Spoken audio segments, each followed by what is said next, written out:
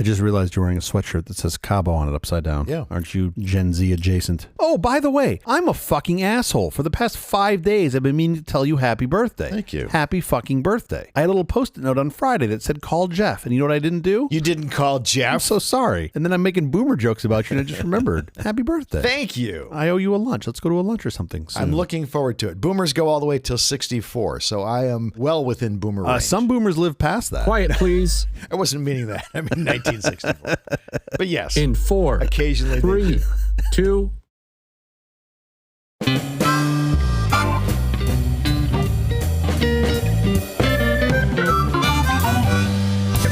Company presents a truly terrible podcast. Welcome to Nonsense Season 2, Episode 21. I'm Jeff Parker. I'm Still. This is our take on the week's business, tech, and entertainment headlines. This time we'll look at hurricanes. The hockey team? Yes. Oh. It's World Multiple Sclerosis Day. MS is a potentially disabling disease of the brain and spinal cord. Symptoms include muscle weakness, double vision, and mental and physical problems. The exact causes behind it are generally unknown. Furthermore, there is no permanent cure as of yet. It does have the same symptoms as raising children, as it turns out, because I have all of those symptoms, and I don't believe I have MS. However, MS is pretty terrible. As you and some of our listeners know, my mother was diagnosed with MS in the late 80s. Yes. We all watched her very, very, very slow decline over the next 40 years. Yeah. Fortunately for her, though, her lesions were in her brainstem, so her cognition was excellent right up all the way till the end of her life. But the rest of her body just sort of gave up over time. The dearest, sweetest, most lovely woman. Oh, yeah, my mom was great. All the good and bad in me has mainly come from her, so you get to enjoy both sides of that sword. Sure. Well, fortunately, though, the future is bright for those that contract MS. Current drugs help stave off progression. There are treatments on the horizon that I believe may end up being potential cures, so it's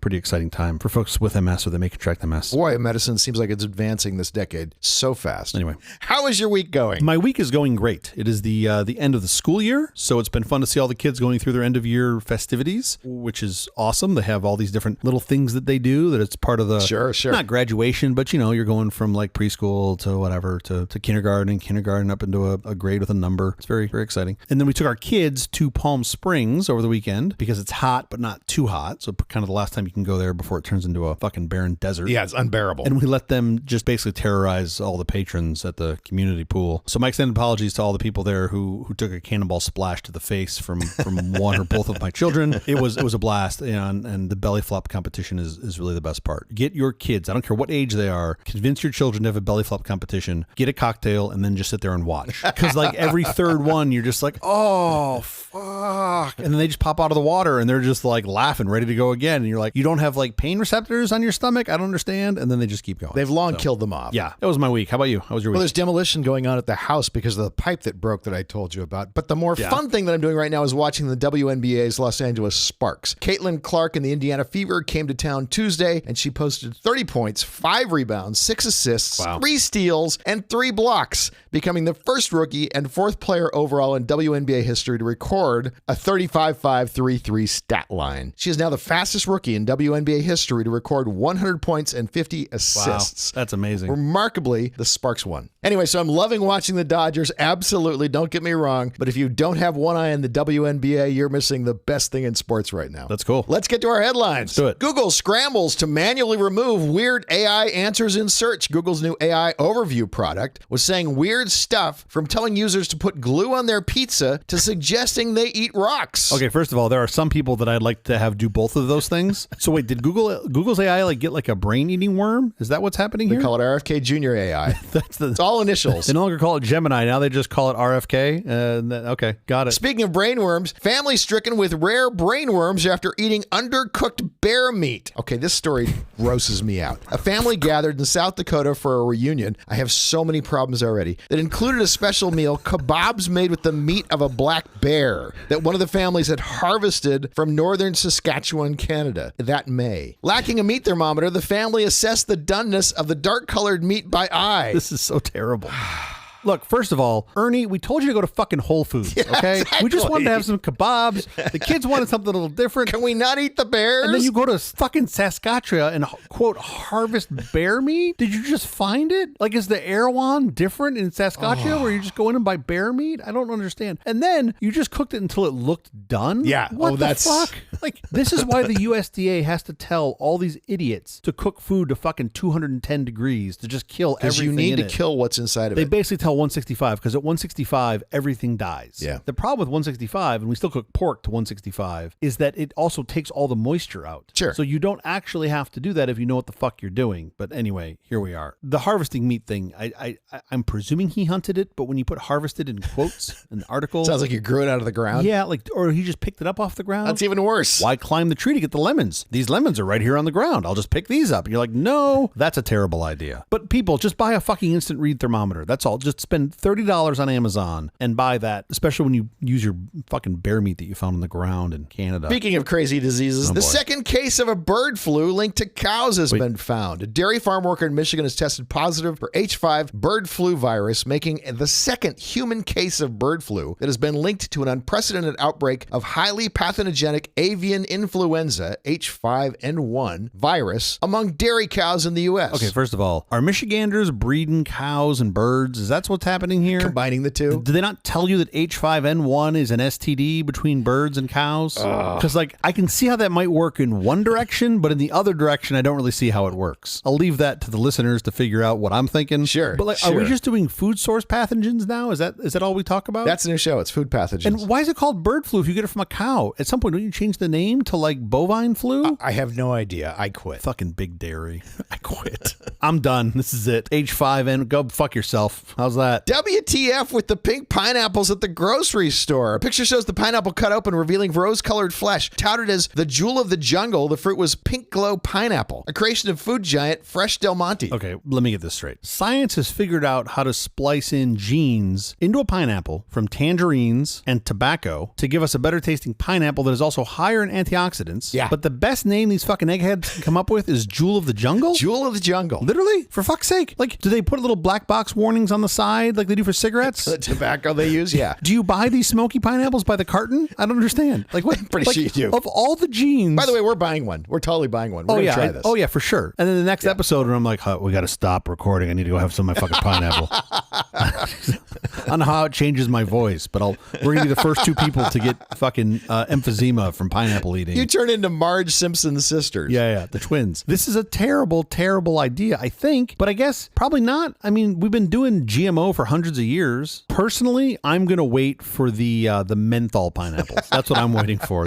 I like the idea of the pink rose flesh colored ones, but give me a menthol pineapple, please. Fresh Del Monte. Is there tar and nicotine in these things as well? I presume. I mean, I guarantee you I can go down to my local hookah place and put a fucking pineapple in the hookah. That's what's coming next. Those guys will put anything in a fucking hookah. They don't care. A fucking weird pineapple, rocks with glue on them, bear meat. They literally give no shits. Former FTX executive Ryan Salame sentenced to 7.5 years in prison. Ryan Salame, the former co-CEO of FTX's Bahamian subsidiary, was sentenced on Tuesday to 90 months in prison after he pled guilty to making tens of millions of dollars in unlawful campaign contributions to boost causes supported by his boss, Sam Bankman-Fried. Now listen, there's not a lot that I consider myself an expert on. Yeah. However, my last name is Little, and I have heard every fucking joke related to the last name Little you can possibly imagine. I enjoy most of them. Sure, of course. And you I have. feel like I'm a reasonable superpower of saying if a last name is good or not. Yes. And I got to say, I would much rather have my last name be Little than Salami. Okay. I feel like there's not a lot that I know for sure, but this poor guy's last name is Salami, and he's probably dealt with a lot of shit during his time. You bet. I also find this story fascinating because he's been off Twitter for like 2 years. He pleads guilty, and then he's back on Twitter, and my favorite thing is he posted, quote, "Who should I do the first public interview with? Top vote wins." Okay. And I skimmed through some of the comments because, you know, there's gold in there. You can just pan for gold. Sure. And the best comment I've seen so far was someone that said, quote, "I'd suggest push-ups, learning how to play spades, and how to braid hair." Oh, for sure.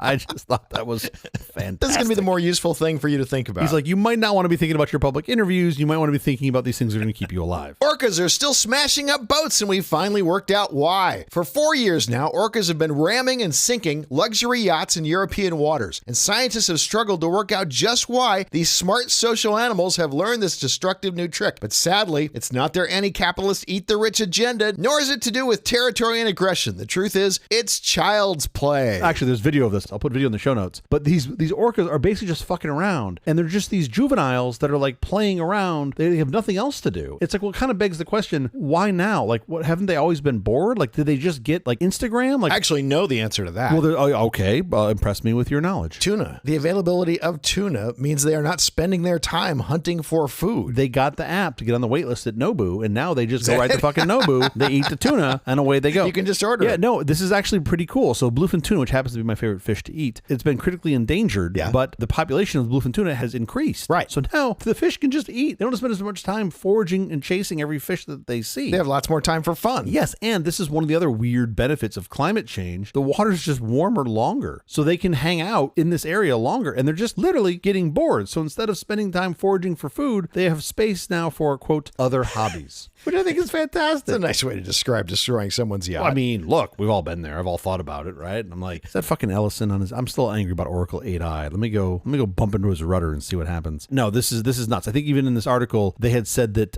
no orca over the age of 25 has been seen participating in this tomfoolery, and that it's also all males. None of the female orcas do. The female orcas. Oh, is that right? Yeah, the female orcas know it's a bad idea. They're just like, yeah, no, they're just there to babysit, basically, and watch. As always, the young females are smarter than the young males. Yeah, it doesn't take much. They set a low bar, even in orca land. Okay, now with the headlines. Up next, we're going to talk about hurricanes. Is that some sort of new dessert I don't know about? No, but you know what's good is those blizzards from Dairy Queen. How do you connect those two? We should change our whole topic. We should talk about snow cones. We should just... Enough of the hurricanes. Weather-related dessert treats. Next up, blizzards. Let's go.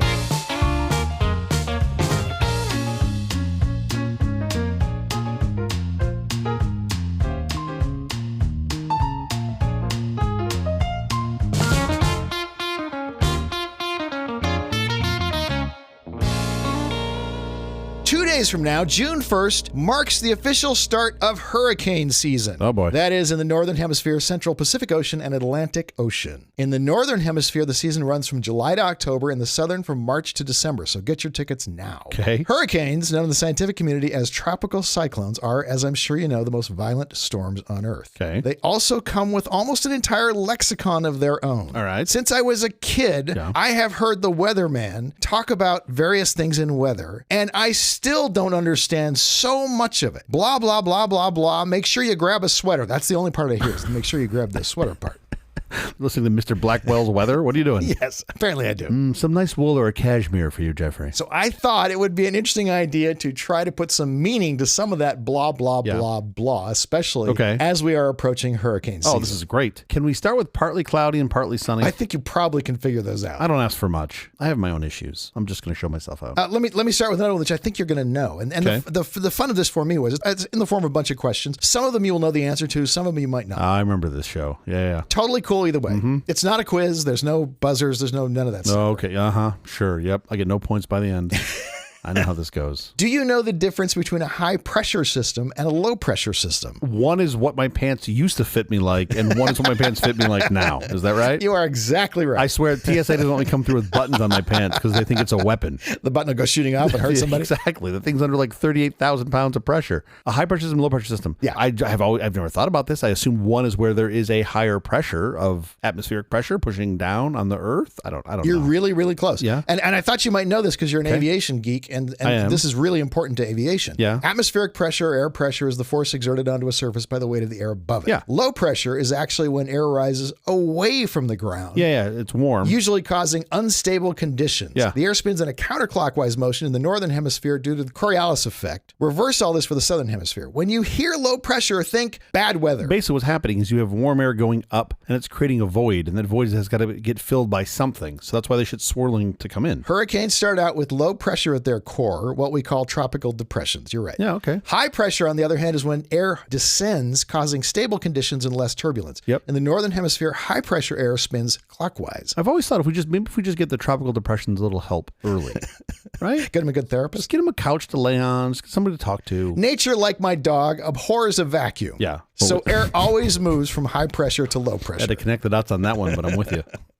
Atmosphere pressure is measured using a barometer in millibars, hectopascals, or inches of mercury. Here again, rising pressure often indicates fair weather, while falling suggests approaching storms. What's the metric equivalent? Hectopascals. Hectopascals. Hectopascals. That makes sense. Hecto. You don't get the hecto prefix very often. Not as much as we should know. Now, that's all well and good. Many of our listeners, I'm sure, knew that, especially if they're aviation enthusiasts like you. Especially if they're nerds, yeah. But I thought we'd start simple and get more advanced, specifically regarding the makeup of hurricanes. Okay. Aside from pandemics, there are not many natural events as deadly, while at the same time making the Earth more hospitable to life. Okay. Scientists who study hurricanes use terminology to describe the way they move, speaking of things like deep moist convection, inertia gravity waves, and vortice. We literally used all of those terms on my wedding night.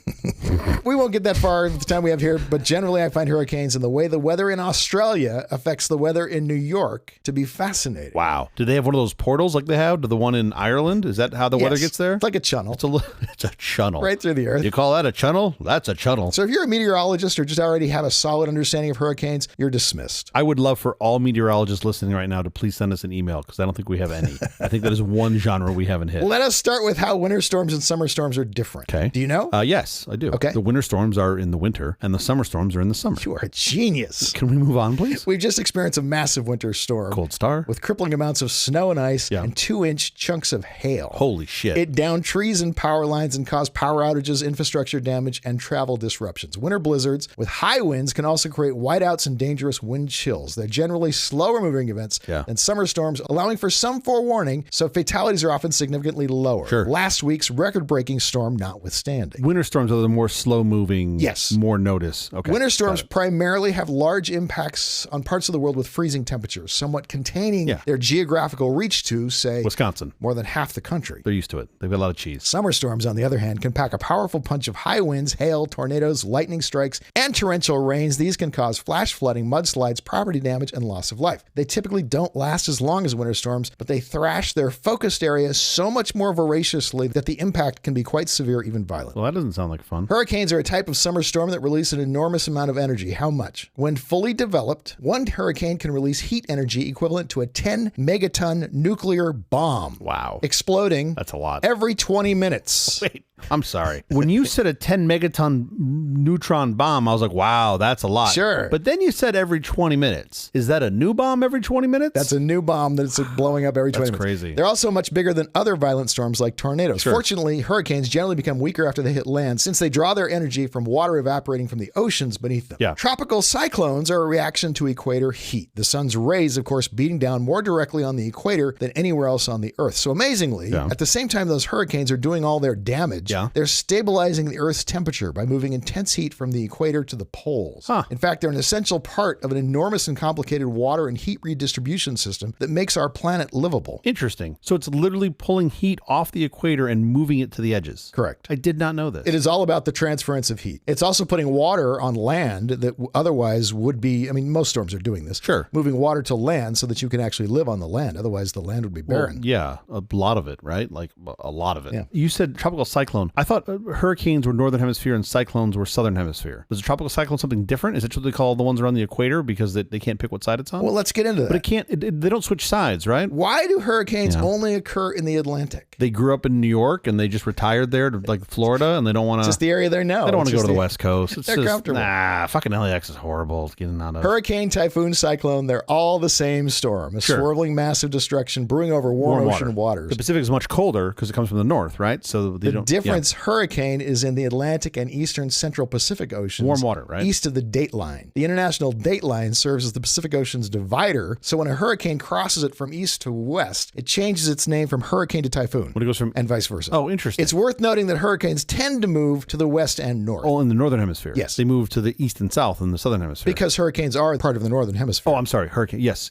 Sorry. Let me make that even clearer. A typhoon is the term used in the western Pacific Ocean. A cyclone is in the Indian and South Pacific Pacific Oceans. More accurately, the southwestern Pacific Ocean has cyclones, the North Indian Ocean has cyclonic storms, and the South Indian Ocean has tropical cyclones. They're all the same thing. They can't really cross the equator, right? Because where it starts determines which way it spins. And if it crosses the equator, it's working against the Earth, effectively, which is bad. Correct. All right, I know some of this. And also you have different heat because of the tilt of the Earth at different times of year. Well, it depends on which side I'm on.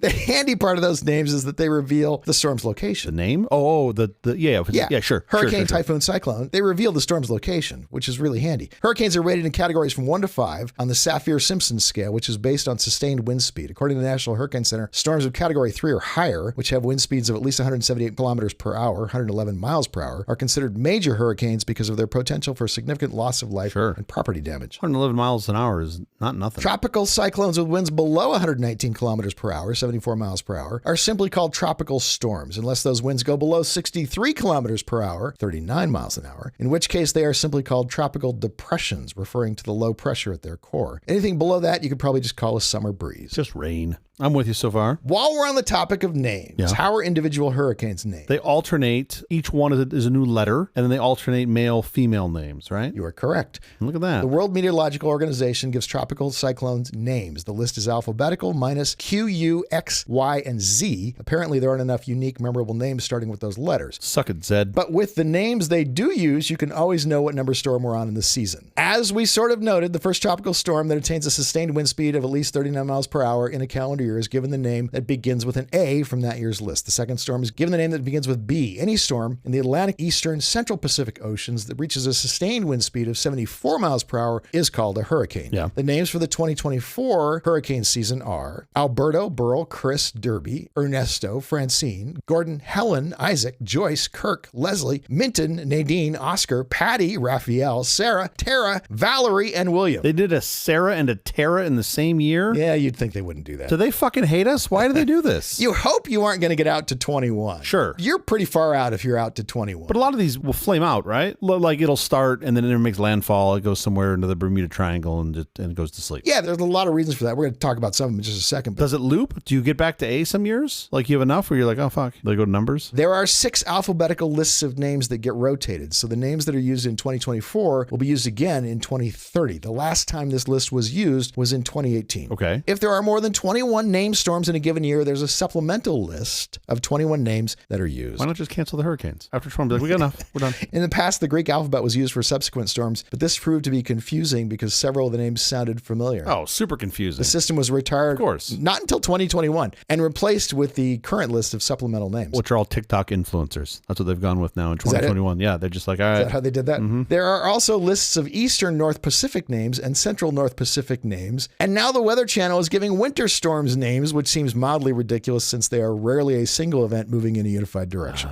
Never miss an opportunity to capitalize on something even more confusing. Here comes Winter Storm Walt, just shitting its way across Boston. Fuck. You mentioned this earlier. Yeah. What are some retired hurricane names? Andrew. Every so often, a storm name is retired and replaced. Typically, it only happens when a storm is so deadly or costly that the future use of its name on a different storm would be inappropriate for obvious reasons of sensitivity, according to the National Hurricane Center. According to the World Meteorological Organization, 94 names have been retired since 1953. Wow. Some of the most notable are Katrina, which was retired after slamming into New Orleans in 2005. Category 5 monster storm tore to the Gulf Coast, breaching levees in New Orleans, submerging 80% of the city. With over 1,390 lives lost and $160 billion in damage, Katrina became one of the deadliest and costliest hurricanes in U.S. history. Yeah. Irene affected much of the Caribbean and East Coast in August of 2011, reaching Category 3 strength at times. It was Irene's relentless rain that caused the most havoc. Widespread flooding ravaged areas from North Carolina to Vermont, leaving a trail of 49 deaths and nearly $14.2 billion in damages. That's a lot. Sandy, the largest Atlantic hurricane in diameter on record, hit the eastern seaboard in October of 2012. Called Superstorm Sandy, it was a hybrid of hurricane and nor'easter, slamming into mid-Atlantic and northeast United States. Its colossal size brought record-breaking storm surge, we'll explain storm surge shortly, that inundated coastal communities. Sandy left millions without power for weeks and caused over 200 deaths and $75 billion in damages. That's a lot. Harvey devastated Texas and Louisiana in August of 2017. That was such a rough year year, Sure. 3 hurricane names were retired in it. Wow. Remarkably, 2017 was an El Nino Southern Oscillation neutral year, and we'll look at the significance of that shortly. I know what those words mean, but not together. Hang on. Okay. A Category 4 storm Harvey parked itself over Texas, unleashing historic rainfall. Unlike Katrina's storm surge, Harvey's deluge of rain caused catastrophic flooding. Houston, a sprawling metropolis unaccustomed to such flooding, became submerged.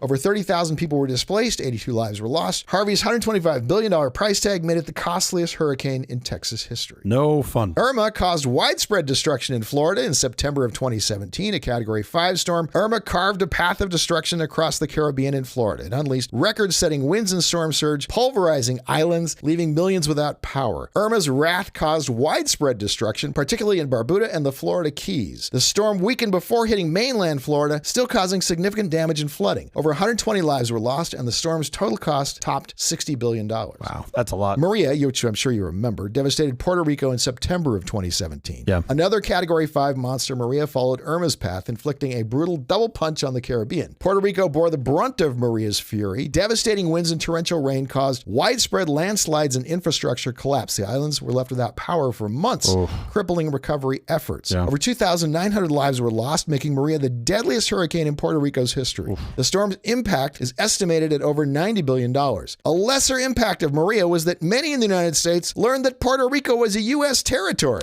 and that even though it has roughly double the population of Wyoming, it still isn't a state. That's a crazy stat that most people know it was a territory, but I mean, today I learned. Finally, Ida, the second most damaging and intense hurricane to make landfall in the U.S., hit Louisiana in August of 2021. A Category 4 behemoth, Ida slammed into Louisiana on the 16th anniversary of Katrina. It tied for the state's second strongest recorded landfall, unleashing ferocious winds and a devastating storm surge. Levees were breached, once again flooding parts of New Orleans. Ida then barreled northeast, unleashing unexpected torrential rains and deadly flash floods across the mid-Atlantic into New England, reaching as high as states like New York. Wow. The storm's fury caused over 90 deaths and a staggering $75 billion in damages. Now, those are hurricanes whose names were retired. We took them off the list. Sure. While we're here, I want to mention 2 other really big hurricanes because of the damage that they caused. The Great Galveston, Texas hurricane of 1900 was a Category 4 storm that remains the deadliest hurricane in U.S. history, with estimates of 6,000 to 12,000 fatalities. It's a range. The Okeechobee hurricane of 1928 was a Category 5 that crossed over Lake Okeechobee in Florida, causing a catastrophic rise in water levels that claimed 2,500 lives. Oh, wow. The names of hurricanes used to be chosen more randomly. They would be named after they occurred, and usually in relation to something that happened during the violent incident. Oh, interesting. Others might be known by the area that they hit. Hence the name Okeechobee. Exactly. The National Hurricane Center started using named lists in 1953. At first, the storms were only categorized with women's names. In 1979, the lists started alternating between women and men's names. That's also when the current 6 lists entered the rotation. So it's the same 6 lists every year, right? Or every 6 years. Every 6 years, yeah. If a name gets retired, they just backfill that one name. Correct. So then there's this shitty distribution because you always start with A. They don't roll where they start. So that means every A name, you're going to get a bunch of... Yeah, okay. Right. The earlier letters, yes, get replaced more. The earlier letters are more likely to get used. I just want to make it clear that I understand how the alphabet works.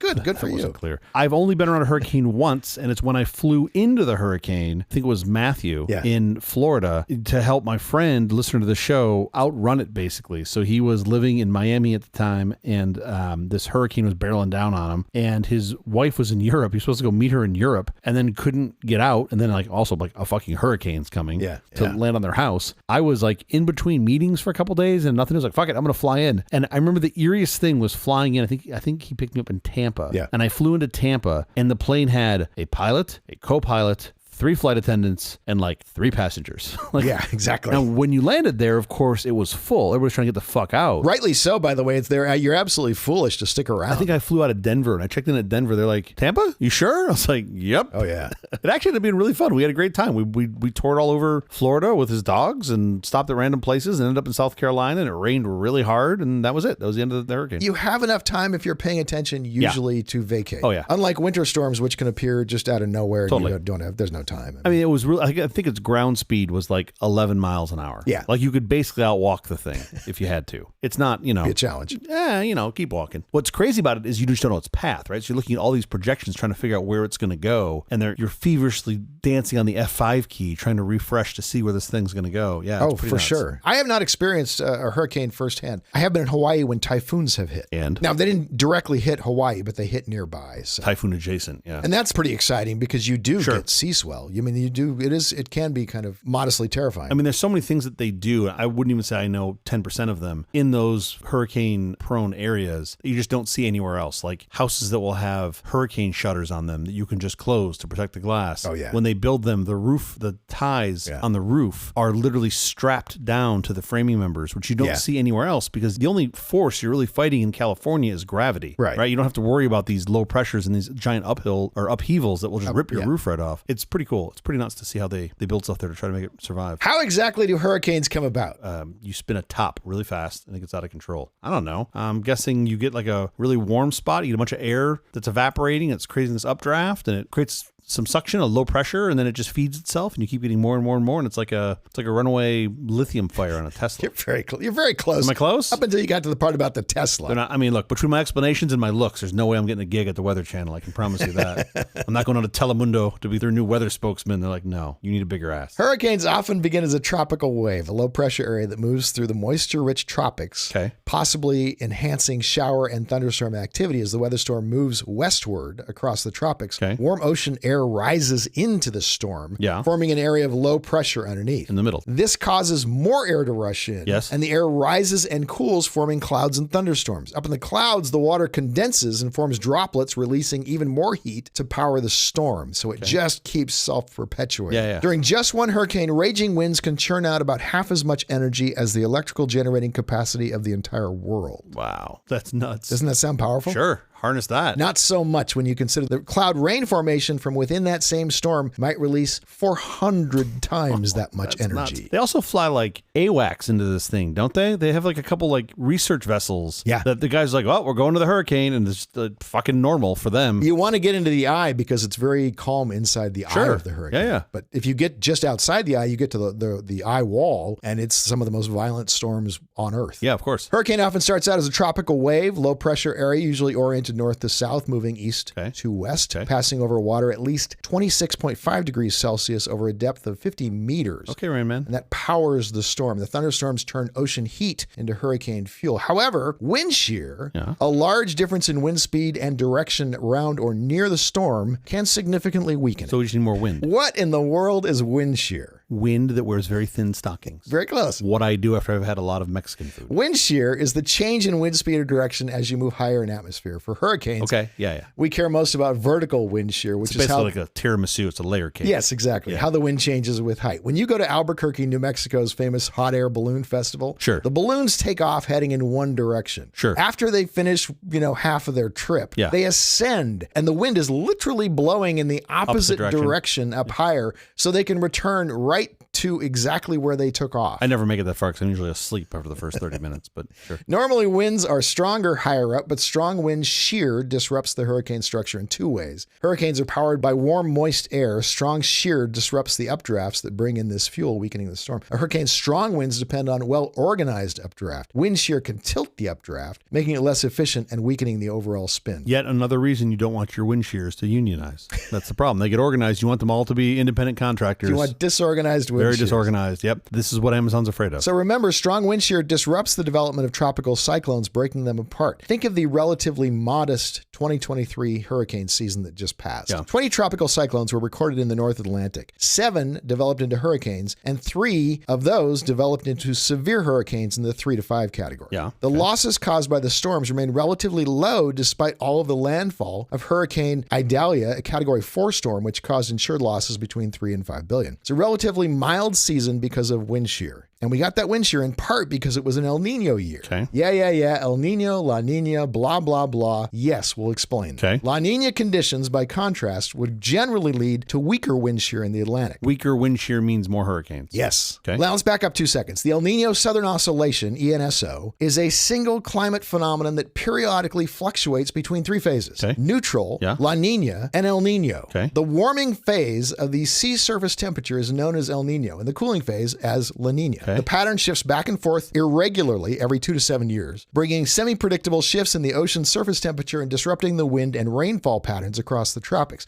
These changes have a cascade of global side effects, including changes in ocean temperature, the speed and strength of ocean currents, and they amplify and shift the jet stream. It happens, you said, randomly between 2 to 7 years is the cycle? They will go between those 3 states Randomly. in roughly 7 years. Oh, I see. But you don't know how long each one of those things will stick around. Sure. So you're saying that the ocean is less predictable than these fucking bugs that burrow a hole in the ground and come back in 13 or 17 years? The cicadas are extremely predictable. The ocean, a little less so. Now, maybe with AI, we will actually be able to predict these things better. We are not that far along in our recorded weather journey. We're all in a simulation. None of this makes sense. What is El Nino? El Nino was recognized by the fishers off the coast of Peru as the appearance of unusually warm water. Okay. We don't know what indigenous Peruvians called the phenomenon, but the Spanish immigrants called it El Nino, meaning the little boy. Okay. When capitalized, El Nino means the Christ child and was used because the phenomenon often arrived around Christmas time. Interesting. These days, El Nino refers to a warming of the ocean surface in the central and eastern tropical Pacific Ocean. Think South America, Chile. The eastern Pacific Ocean abuts, of course, Western America. And I'm assuming they call it the little boy because it's like when my children are on a boat peeing off the side of it, they're making the water temperature and surface warmer. This pattern shifts because trade winds weaken or reverse direction, pushing warm surface water back east towards the Americas. The warmer water causes a shift in the jet stream, leading to wetter and warmer winters in southern states and drier in the northern regions. Okay. This will be clearer when I explain it again in reverse, explaining La Nina. La Nina is Spanish for the little girl. Okay. It gets characterized by unusually cold ocean temperatures in the equatorial Pacific Ocean. During La Nina, strong trade winds blow warm surface water in the Pacific Ocean from South America towards Australia and Indonesia. Okay. That causes colder water to be exposed from the deep ocean near the coasts of South America. The colder water comes to the surface. Those colder waters have their own impact on weather patterns worldwide. Okay. Drier than average conditions in the southern U.S. Wetter and colder conditions in the Pacific Northwest and Canada. Wetter than normal winters in the southern U.S. and predictably much more intense hurricane seasons. Okay. So bad. So bad. Okay. La Nina events can last up to 2 years. As of this recording, La Nina is not officially in effect yet this year. ENSO neutral conditions are likely over the next month, with La Nina possibly emerging later in June through August, somewhere in there. But it doesn't vacillate, right? Like you're going from one to the other. And you're going to stay in that cycle for several years. You stay up to that cycle for up to 2 years. Yeah, and then you sure. flip back to neutral for a little Correct. while. Okay. I understand Correct. now. Got it. You may pass right through neutral. You don't necessarily have Sure. a promise Yeah, you're yeah. going to stay in Understood. any of those positions. But it's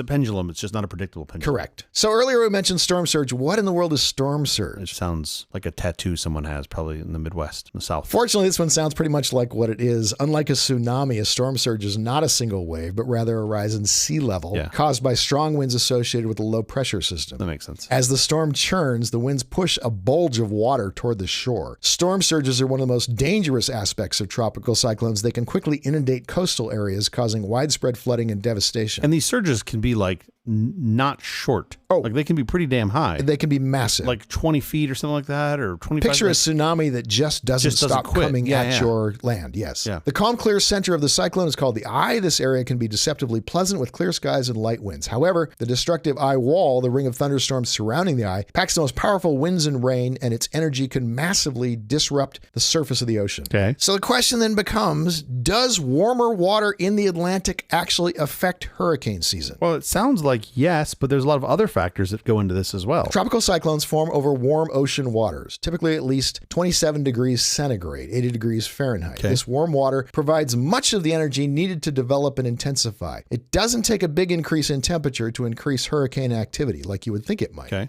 Well, it's the ocean. It doesn't move by much, right? Yes. It's a giant heat sink. It's a giant heat sink. That's exactly right. If you really want evidence that temperatures affect hurricane seasons, look no further than the actions of the companies who insure against hurricane loss. Oh, yeah, of course. Insurance companies refer to hurricane losses as a synchronous event. Car insurance, by contrast, is asynchronous. A car crash in Houston doesn't mean car crashes will suddenly happen all over the country simultaneously. Well, hold on now. Tesla's having their way with this. But one hurricane crawling up the coast of Florida can mean there are massive insurance claims from lots of people and businesses. Yeah. The synchronous losses of a large earthquake or large hurricane can be so big that insurance companies often need to take out their own insurance policies. Enter AIG. This is known as reinsurance. Yeah. Berkshire Hathaway, for example, doesn't directly offer hurricane insurance, but they are a major player in reinsurance. Now, this is the telling part regarding warmer Atlantic water. Okay. Berkshire Hathaway does not write coverage when the surface temperature of the Atlantic is half a degree higher than the 30-year average. Interesting, because they know what's coming. They just stop writing. They literally sit those hurricane seasons out. So they just pull themselves out of the market. Half a degree tells them everything they need to know. So what do they do? What do the insurers do then? The smart ones just stop writing. They just stop writing. So, wow. Because they know what's coming. Unfortunately for most of the insurance companies, if an insurance company fails, all the other insurance companies participating in that market have to make up its losses. Yeah. They pay for the fact that some idiot wrote policies that he can't pay off. But you still have homeowners with policies, right? Like homeowners still have policies in the warm surface temperature years. An awful lot of insurance companies will still write those policies, even though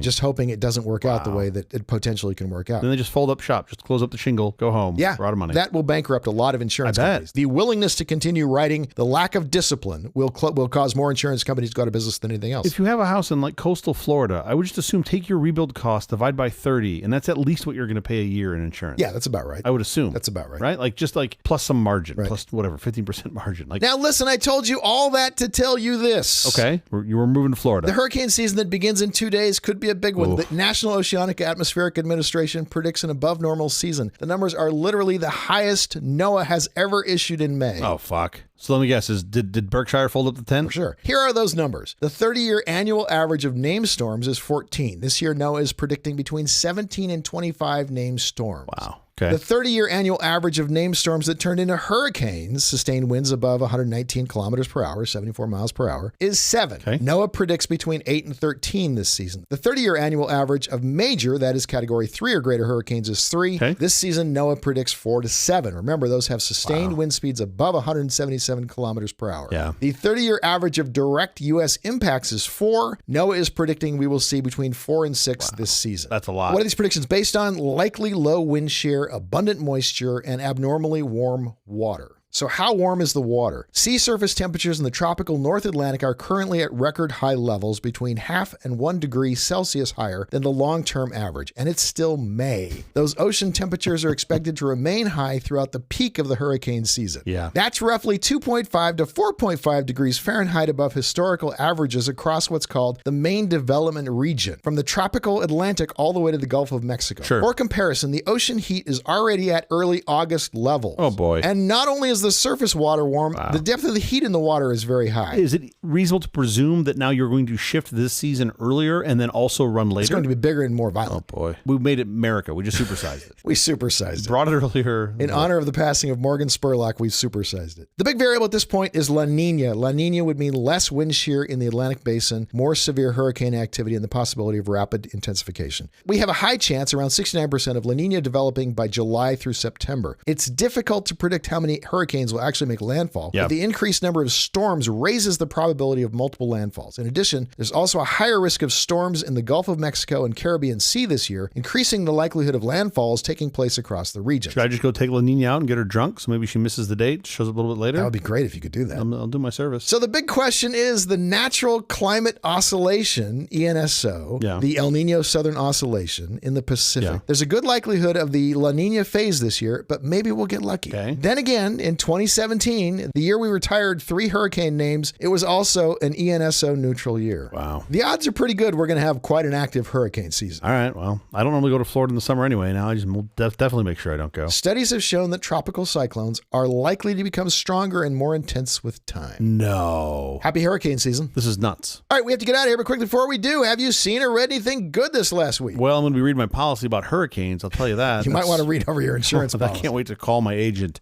who also listens to the show and be like, do I have hurricane coverage? And be like, you live in fucking Los Angeles. What's wrong with you? You're fine. There are no hurricanes. Yeah, every earthquake insurance is canceled.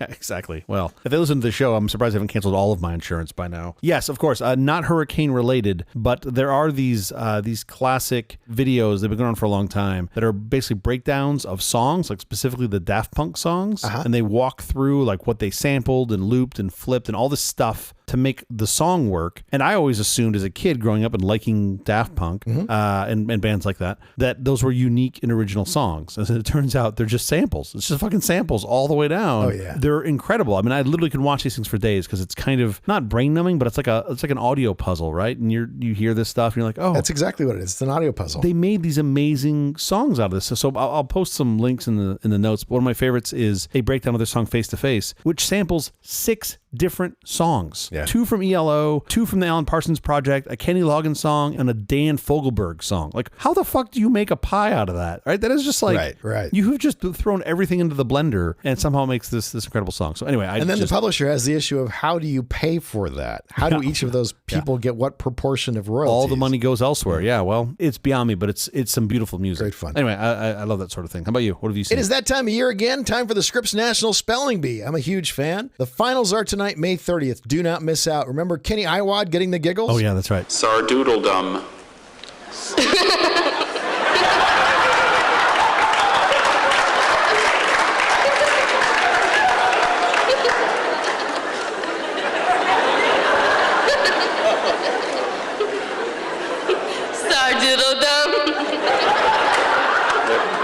That sounds about right. Or Rebecca Sealathon, as she's given her final word and knows before she spells it aloud that she has just won. She yells out every letter like she's on like Wheel of Fortune for the deaf. U and M. She still has to spell it. E. U. O. N. Y. M. U. That's correct. Rebecca Sealathon.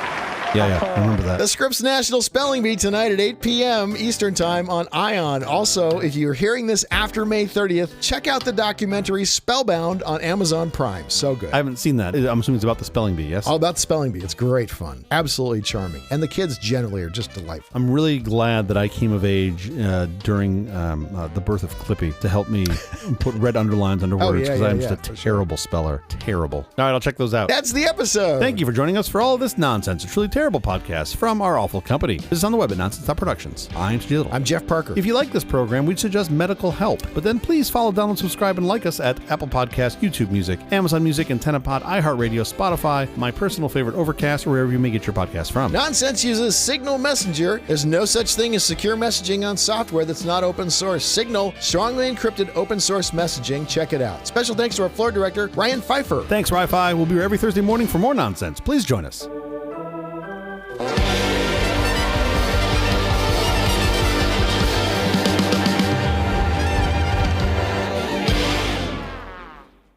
Who let the dog in?